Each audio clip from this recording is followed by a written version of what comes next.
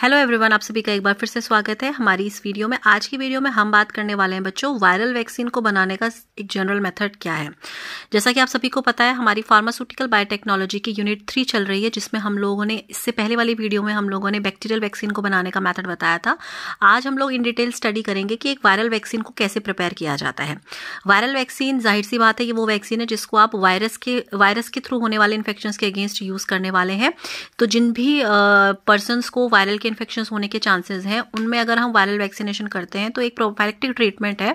जैसे हमारा कोविड के टाइम पे चल रहा था, everyone was getting the vaccine of the covid so that they can prevent the occurrence of the covid infection into their body. So in this series we are going to understand कि क्या क्या वो general steps रहते हैं जिसके through आप एक viral vaccine को प्रोड्यूस कर सकते हैं। तो यहाँ पर हम लोग एक जनरल मेथड पढ़ेंगे, यानी कि हम एक स्पेसिफिक वैक्सीन को बनाने के लिए नहीं मेथड पढ़ रहे हैं। किसी भी वायरल वैक्सीन को बनाने के लिए जो जनरल स्टेप्स इन्वॉल्व रहते हैं हम उसको डिस्कस करने वाले हैं। अब सबसे पहले हम जान लेते हैं कि वायरस क्या है। क्यों? क्योंकि आप वायरल वैक्सीन बना रहे हैं तो वायरस आपका एक एनिमी है यहाँ पे, तो आपके एनिमी को आपको आइडेंटिफाई करना बहुत जरूरी है, तभी आप उसके अगेंस्ट कोई वैक्सीन का फॉर्मेशन बेहतर तरीके से कर सकते हैं। सबसे पहले जान लीजिए, वायरस को सबसे स्मॉलेस्ट लिविंग ऑर्गेनिज्म माना गया है। एक्चुअली में वायरस को हम लिविंग कहें या डेड कहें, इसके बीच में थोड़ा सा कंट्रोवर्सी है। एक्चुअली में ये एक कनेक्टिंग लिंक की तरह काम करता है between living and non living organisms. इसको क्यों कहा जाता है ऐसा? बिकॉज अगर इसके पास कोई लिविंग ऑर्गेनिज्म ना हो तो ये आपका इनएक्टिव रहता है और डेड की तरह एग्जिस्ट करता है। ऐसा क्यों? क्योंकि इसके पास खुद की कोई भी मेटाबॉलिक मशीनरी नहीं है। मेटाबॉलिक मशीनरी चाहिए होती है मेटाबॉलिज्म करने के लिए और अपने लिए कुछ एनर्जी बनाने के लिए, अपने लिए कुछ मेटाबॉलिक प्रोडक्ट्स बनाने के लिए, ताकि वो एनर्जी ले सके और एक्टिव हो सके। अब चूंकि इसके पास खुद की कोई भी मेटाबॉलिक मशीनरी होती ही नहीं है, ठीक है ना, तो इस वजह से ये अपने लिए कोई भी एनर्जी प्रोडक्ट नहीं बना पाता है, इसी वजह से इनएक्टिव रहता है। ये जब होस्ट बॉडी में जाता है, only then it gets the machinery, utilizes the machinery of the host and produces the energy for its own work. So virus तभी एक्टिव होता है जब उसे होस्ट की बॉडी मिलती है, वो उस पर ही फीड करता है। That host can be an animal, that can be a plant, that can be human beings. तो ये जब भी हमारा होस्ट की बॉडी में जाएंगे तो उस होस्ट की बॉडी से अपने लिए न्यूट्रिशन लेंगे, ठीक है, और वो होस्ट एनिमल भी हो सकता है, प्लांट भी हो सकता है, ह्यूमन भी हो सकता है। पर ये जब उन पर फीड करेंगे तो ये उनको नुकसान पहुंचाएंगे, जिसको हम वायरल इन्फेक्शंस के नाम से जानते हैं। तो चलिए बात कर लेते हैं कौन कौन से स्टेप्स रहेंगे आपके, जिसके थ्रू इस पूरे के पूरे वैक्सीन को डेवलप कर सकते हैं। सबसे पहला स्टेप रहता है बच्चों, आपने मास्टर स्टॉक बनाना है। So first step will be the preparation of virus culture for the master stock. Master stock का मतलब ये है कि आपको एक ऐसा स्टॉक बनाना है जिसमें से आप वर्किंग सैंपल को विड्रॉ करेंगे। तो ये करने के लिए आप क्या करेंगे, सबसे पहले आप वायरस से इन्फेक्टेड सेल्स लेंगे, ठीक है, जिस भी वायरल वैक्सीन को आप डेवलप कर रहे हैं। मान लीजिए आप स्मॉल पॉक्स के अगेंस्ट वैक्सीन डेवलप कर रहे हैं, तो आपको स्मॉल पॉक्स से इन्फेक्टेड पर्सन को ढूंढना पड़ेगा, उसमें से इन्फेक्टेड सेल निकालनी पड़ेगी और उसमें से आपको वायरस को आइसोलेट करना पड़ेगा। अब जब आप वायरस आइसोलेट कर लेंगे तो आप पहले कंफर्म करेंगे कि मेरे उस वायरस इन्फेक्टेड सेल में कोई और डिजीज तो नहीं है, क्योंकि फिर क्या होगा, प्रॉब्लम आएगी। आपकी जो वैक्सीन होगी वो आपकी उतनी इफेक्टिव नहीं रहेगी उस पर्टिकुलर पैथोजन के against. After preparing the viral cell from the viral infected cell, अब आप क्या करिए, उसका कल्चर तैयार करिए और वायरल इन्फेक्टेड सेल को उसमें ऐड कर दीजिए। उसके बाद आपका एक सस्पेंशन रेडी हो जाएगा वायरल का। उसके बाद आप उसको फ्रीज ड्राई कर लीजिए। फ्रीज ड्राइड, ये ध्यान रहे, जितनी भी हमारी वैक्सीनेटेड प्रिपरेशंस हैं उनमें हम ड्राइंग करने के लिए फ्रीज ड्रायर का ही इस्तेमाल करते हैं और उनको हम फ्रीज ड्रायर प्रोडक्ट के नाम से जानते हैं। तो फ्रीज उसको ड्राइड कर लीजिए और उसके बाद आप उसको -20 डिग्री सेल्सियस पर स्टोर कर दीजिए, क्योंकि वो मास्टर स्टॉक आपका फ्यूचर यूज में काम आएगा। अब क्या करेंगे, सेकंड स्टेप में आप उसी मास्टर स्टॉक में से आप अपना वर्किंग वायरल स्लॉट निकालेंगे। स्टार्ट करने से पहले आप अपने उस फ्रीज ड्राइड प्रिपरेशन को आप पहले एक्टिवेट कर लीजिए। क्यों? क्योंकि पहले आपने जो अपना प्रोडक्ट रखा हुआ है वो -20 डिग्री सेल्सियस पर रखा हुआ है, तो वायरस जो है वो अचानक से -20 से जब आपका नॉर्मल टेम्परेचर पर आएगा तो उसको एक इन्वायरमेंटल शॉक लगता है। तो वो शॉक लगने में और उससे रिकवर होने में और फिर अपने आप को मल्टीप्लाई करने में, एक्टिवेट होने में उससे बहुत टाइम लग जाता है। तो हम क्या करते हैं, उसको फ्रीज ड्राइड से लाने के बाद उसको पहले हम इंक्यूबेट करते हैं। इंक्यूबेशन के दौरान हम एक ऑप्टिमम टेम्परेचर और एक ऑप्टिमम पीएच देते हैं। ऐसा करने से हमारा जो फ्रीज ड्राइड हमारा मास्टर स्टॉक में प्रेजेंट वायरस था वो एक्टिवेट हो जाता है। अब एक्टिवेट होने के बाद उसकी जो ग्रोथ होगी वो आपका फास्ट होगी। अब हमें वायरस की ग्रोथ करानी है, चूंकि हमें पता है कि वायरस बिना होस्ट के ग्रो कर नहीं सकता है, तो हम इसके लिए होस्ट के फॉर्म में ये 3 मेथड्स चूज करते हैं। Either we can go for the living cell, हम किसी लिविंग सेल में हम उस वायरल के सस्पेंशन को डाल सकते हैं, या हम एम्ब्रॉयनेटेड एग चूज कर सकते हैं, या फिर हम सेल कल्चरिंग प्रिपरेशन कर सकते हैं। सबसे पहले हम लिविंग सेल में डिस्कस करते हैं कि लिविंग सेल में हम कैसे करेंगे काम। तो जो आपने वायरल का सस्पेंशन बनाया था, आप उसे अपने एक्सपेरिमेंटल एनिमल को लेंगे। तो लिविंग सेल का मतलब यहाँ पर है आपने एक लिविंग सेल लेनी है, पूरा का पूरा ऑर्गेनिज्म लेना है। तो आप गिनी पिग ले सकते हैं, माइस ले सकते हैं, आप शीप ले सकते हैं। अब आप कौन सा एक्सपेरिमेंटल एनिमल चूज करेंगे ये आपकी पर्टिकुलर एप्लीकेशन पर निर्भर करता है। अगर आप स्मॉल पॉक्स की वैक्सीन डेवलप करा रहे हैं तो आपको एक हेल्दी शीप लेना पड़ेगा, क्योंकि यही हेल्दी शीप ही आपका स्मॉल पॉक्स वैक्सीन के लिए सूटेबल एनिमल देखा गया है। वहीं रेबीज वैक्सीन की फॉर्मेशन कर रहे हैं तो रैबिट और शीप में से कोई एक जानवर को आप यूज कर सकते हैं। तो आपने वायरल सस्पेंशन को लेना है, अपना एक्सपेरिमेंटल एनिमल चूज करना है अकॉर्डिंग टू योर नीड, और आपने उसके अंदर उस प्रिपरेशन को इंजेक्ट कर देना है। इंजेक्ट करने के बाद आपको उस एनिमल के अंदर कुछ चेंजेस दिखेंगे, उन चेंजेस को आपको ऑब्जर्व करना है। अब चूंकि वो जो प्रोडक्ट है वो आपका क्या है, एक एंटीजन का सोर्स है, तो एनिमल की बॉडी में जाने के बाद वो एक अच्छा एंटीजन का तरह बिहेव करेगा और आपकी एनिमल की बॉडी में कुछ चेंजेस लेके आएगा। अब इस मेथड के कुछ डिसएडवांटेज हैं। पहला डिसएडवांटेज ये है कि इस मेथड में आप चूंकि एनिमल को यूज कर रहे हैं तो यहाँ पर कंटामिनेशन के चांसेस पॉसिबल हैं, और ये मेथड थोड़ा इनकन्वीनियंट है क्योंकि आप एनिमल्स को हैंडल कर रहे हैं, और चूंकि एनिमल्स इन्वॉल्वमेंट है तो एथिकल कमेटी के प्रोसीजर्स होते हैं, तो थोड़ा सा एनिमल्स को रखने में और उनको मेंटेन करने में कॉस्ट ज़्यादा आ जाती है। इसीलिए हम दूसरी मेथड की तरफ जाते हैं, एम्ब्रॉयनेटेड एग मेथड। ये बहुत ज़्यादा कन्वीनियंट मेथड है, इनएक्सपेंसिव है और सबसे ज़्यादा इस्तेमाल होने वाली मेथड में से है फॉर ग्रोइंग द वायरस। तो हम क्या करते हैं, वायरल सस्पेंशन को लेते हैं और उसे हम एग फ्लूइड में, जो हमारा हैन का एग है उसके अंदर हम उसको एंटर करा देते हैं। अब चूंकि क्या होता है, एक एग के अंदर ना बहुत सारी मेम्ब्रेन्स होती हैं, मैं भी आपको डायग्राम दिखाती हूँ। तो हम यहाँ पर अपनी नीड के अकॉर्डिंग मेम्ब्रेन सेलेक्ट करेंगे और उस मेम्ब्रेन के अंदर हम अपने सस्पेंशन को इंजेक्ट कराएंगे। अब बहुत सारी मेम्ब्रेन है, जैसे कि कोरियोनिक मेम्ब्रेन है या एलेंटॉइन मेम्ब्रेन है। सो अभी मैं आपको डायग्राम दिखाती हूँ। तो जैसे ही आप उसको इंजेक्ट कराएंगे तो वायरल की जो ग्रोथ है वो आपका होने लगेगी, और उसके कुछ इंडिकेशंस आएंगे। क्या इंडिकेशंस आएंगे, हमें कैसे पता चलेगा कि वायरस अंदर एग के मेम्ब्रेन में जाने के बाद ग्रो करने लगा है?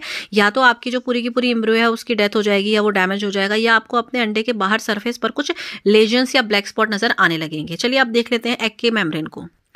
देखिए, एक एग को अगर आप देखें तो ये हमारा पूरा एग है। इसके स्ट्रक्चर को अगर आप देखेंगे तो इसमें बहुत सारी मेम्ब्रेन्स होती हैं जो मैंने दिखाई हैं। ये देखिए, ये सबसे पहले आप देखेंगे ये है आपका एग सैक, और एग सैक के बाद जो इमीडिएट मेम्ब्रेन शुरू होती है इसे आप कहते हैं this is your Korean allantoic membrane.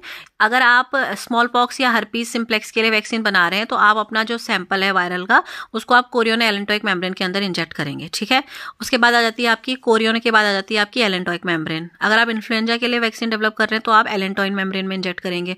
उसके बाद आ जाता है आपका एम्ब्रियो, उसके बाद आ जाता है आपका योक सैक, ठीक है। तो मैंने यहाँ पे लिख रखा है, आप देख सकते हैं। आप अपनी नीड के अकॉर्डिंग आप उस पर्टिकुलर मेम्ब्रेन में अपने वायरल सस्पेंशन को इंजेक्ट करते हैं। अब उसके बाद आ जाता है अगर आप लिविंग सेल कल्चर, अब तीसरी मेथड जो आ जाती है वो आ जाती है आपकी सेल कल्चरिंग या फिर टिश्यू कल्चरिंग मेथड। अगर आपका एम्ब्रियोनेटेड एग मेथड से भी आप नहीं उसको चूज कर रहे हैं तो आप तीसरी मेथड चूज कर सकते हैं अपने वायरस को ग्रो कराने के लिए, या तो आप उसे कहते हैं आप सेल कल्चरिंग या फिर टिश्यू कल्चरिंग मेथड। अब ये क्या है, एक इन विट्रो टेक्निक है, यानी कि ये आप लैब में करते हैं। इसमें आप किसी जानवर को या फिर किसी भी एक्सपेरिमेंटल एनिमल को आप यूज नहीं कर रहे हैं, ना ही आप किसी एग को यूज कर रहे हैं। यहाँ पर आप लैब के अंदर काम कर रहे हैं। तो ये आउटसाइड द बॉडी एक टेक्निक है। अब चूंकि इसमें आप किसी बॉडी को यूज नहीं कर रहे हैं तो ये कन्वीनियंट है, ठीक है, और मोर एथिकल भी मानी जाएगी। तो इसमें हम क्या करते हैं, हम हमारी सेल को पहले एक कल्चर मीडिया लेते हैं, उसमें ग्रो कराते हैं। तो सबसे पहले हम हमारे एक टिश्यू की स्लाइस बनाते हैं, ठीक है। तो वो टिश्यू आपने किसी एनिमल से लिया हो सकता है, किसी ह्यूमन से लिया हो सकता है। तो आप मोस्टली हम लोग एनिमल का टिश्यू लेते हैं, उसकी स्लाइस बनाते हैं और उसको हम एंजाइम्स के साथ ट्रीट करते हैं। एंजाइम से ट्रीट करने के बाद वो आपका सेपरेट आपकी इंडिविजुअल सेल्स बन जाती हैं, क्योंकि टिश्यू किससे मिलकर बना होता है, टिश्यू मिलकर बना होता है सेल्स से। तो जब आप टिश्यू को एंजाइम से ट्रीट करते हैं तो टिश्यूज जो है वो डिफरेंट डिफरेंट सेल्स में आपका सेपरेट हो जाता है। फिर इंडिविजुअल सेल जो है आपका, उसको आप सोल्यूशंस में डालते हैं और सोल्यूशन का आप एक ऑप्टिमम टेम्परेचर और पीएच रखते हैं। फिर आपको क्या होती है, उसमें से सेल लाइन्स मिलती हैं। तो इस प्रोसेस के थ्रू, सेल कल्चरिंग प्रोसेस के थ्रू आपको 3 तरीके की सेल लाइंस मिलती हैं।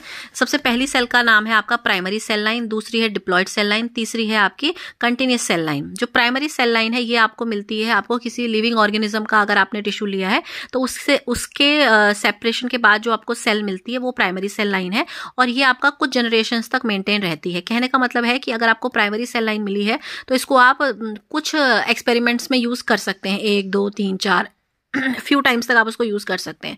जो डिप्लॉयड सेल लाइंस हैं ये आपको ऑब्टेन होती हैं आप जब एम्ब्रियोज से आपका सेल को निकालते हैं। अगर आपने जो स्लाइस ली है, जैसे हमने यहाँ पे टिश्यू लिया था ना, तो अगर हम यहाँ पर जो टिश्यू ले रहे हैं, अगर वो हम किसी एम्ब्रियो का ले रहे हैं, मान लीजिए आपका कभी कभार होता है हॉस्पिटल्स के अंदर कुछ एम्ब्रियोज जो होते हैं वो आपका मदर की बॉडी से रिलीज हो जाते हैं ड्यू टू सम मिसहैपनिंग्स, तो उन एम्ब्रियोज को आप ले सकते हैं, बिकॉज एम्ब्रियोज के पास क्या होती है, स्टेम सेल्स होती हैं जिनके पास खुद ब खुद प्रोलिफरेट करने की, ग्रो करने की प्रॉपर्टी होती है। तो अगर हम एम्ब्रियो को ले लें, हम एम्ब्रियो का टिश्यू ले लें और उसकी हम सेल लाइन डेवलप करें, तो वो सेल लाइन हमारी डिप्लॉयड सेल लाइन कहलाती हैं। और इनकी खास बात ये है कि ये आपका मोस्टली आपका 100 जनरेशन्स तक का मेंटेन रहती हैं। तो 100 जनरेशन्स तक मेंटेन रहती है, यानी कि आप इन सेल्स का इस्तेमाल 100 बार तक कर सकते हैं। तीसरी आती है बच्चों कंटिन्यूस सेल लाइन, या इनको इमॉर्टल सेल लाइन्स कहा जाता है, यानी कि ये मरती नहीं है, कंटिन्यूसली ग्रो करती रहती हैं। जैसे कि for example cancerous cells, cancerous cells को आप क्या करते हैं, पहले आप ट्रांसफॉर्म कराते हैं, यानी कि उनको हार्मलेस बनाते हैं, तो उसके बाद आप उनको इनफाइनाइट जनरेशन तक का यूज कर सकते हैं, क्योंकि ये क्या है, दे आर इमॉर्टल सेल्स, ठीक है। अब लेकिन इनके लिए आप मेक श्योर करते हैं कि उसके अंदर पैथोजेनिसिटी को आप पहले मिनिमाइज कर लेंगे। इसका एग्जाम्पल है आपका एक अमेरिका के अंदर 1951 में आपका एक कैंसर की पेशेंट थी हेला, तो उनकी जो सेल्स थी उनको लिया गया था और उससे उनका जो आपकी तीसरी सेल लाइंस होती हैं, इमॉर्टल सेल लाइंस, उनको निकाला गया था और वो आज भी यूज हो रही हैं, जो हेला, इनको हेला सेल लाइंस भी कहा जाता है।